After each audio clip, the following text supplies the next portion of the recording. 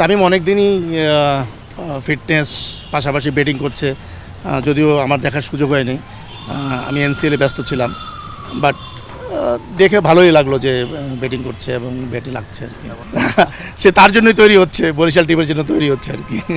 না, মোটামুটি আমি যতটুকু দেখলাম এখনও সময় আছে, বাট সে যেসব শটসগুলো খেলতে চাচ্ছে মোটামুটি মনে হচ্ছে যে লাগছে, ব্যাটে বলে হচ্ছে। প্রত্যাশিত আমরা ডিফেন্ডিং চ্যাম্পিয়ন, এবছরও আশা করি চ্যাম্পিয়ন হওয়ার। এবং টিম ওয়াইজ যদি আমরা দেখি যে আমরা যখন টেবিলে টিম বানাই, আমাদের টিম আমাদের লাকও ফেভার করেছে, ওই অনুযায়ী আমরা টিমও তৈরি করতে পেরেছি। ওনারও আমাদেরকে সহযোগিতা করেছে টিম করার ক্ষেত্রে। সো সেই ক্ষেত্রে বলবো যে সব দিক দিয়ে আমরা ব্যালেন্স টিম। সবার আগে আমি ধন্যবাদ দিতে চাই বিসিবিকে, যে এরকম একটা এনসিএলের লঙ্ঘাবর্ষণের পাশাপাশি এই বিপিএলের আগে এরকম একটা টুর্নামেন্ট অ্যারেঞ্জ করার জন্য, যেহেতু প্র্যাকটিসের ওইরকম সুযোগ সুবিধা আমাদের কম।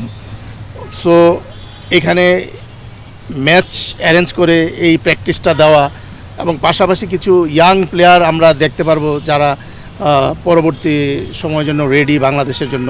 সো এরকম টুর্নামেন্ট খুবই প্রয়োজন ছিল এবং অনেক দিনের ইচ্ছা ছিল সবারই, হয়তো এখন এটা বাস্তবায়িত হতে যাচ্ছে। বাট খুবই আমি বলবো যে হেল্পফুল হবে সবার জন্য। না, এনসিএলে তো যে যার ওখানে রিপ্রেজেন্ট করতেছে। তামিম চিটাগংয়েই খেলতেছে, তামিম চিটাগংয়ে খেলতেছে, শান্ত তার ডিভিশনে খেলতেছে। এনসিএলে যে যার জায়গায় প্রতিনিধিত্ব করছে। না, শান্ত ইনজুরি হওয়ার পর শান্ত বাংলাদেশ টিমের ক্যাপ্টেন, সে যত তাড়াতাড়ি পারে সে তো চাবেই কামব্যাক করতে, দেশকে রিপ্রেজেন্ট করতে। সো আমার সাথে যদিও কথা না হয়, বাট ফিজিওর সাথে কথা হয়েছে, এবং ন্যাশনাল টিমের ফিজিও আমার টিমেরই ফিজিও বাইজিৎ। সো কথা হয়েছে যে ও তাড়াতাড়ি রিকভার করার চেষ্টা করতেছে এবং অলরেডি সে ব্যাটিংও করছে। কিছুক্ষণ আগে যে কিছু ইয়াং যারা নাকি বিপিএলে সুযোগ পাচ্ছে না, 4জন করে বিদেশি প্লেয়ার খেলছে এবং তারা একদম নির্দিষ্ট জায়গাগুলোতে খেলছে। হ্যাঁ, স্লগ ওভারের বোলার খেলছে, আবার ফার্স্ট 6 ওভারে বিদেশি প্লেয়ারাই খেলছে। সো ওইখানে টিমগুলো জেতার জন্য তাদের টিম ওইভাবে গোছাচ্ছে, কিন্তু এখানে সেই সুযোগটা আছে যে দেশি প্লেয়াররা খেলবে।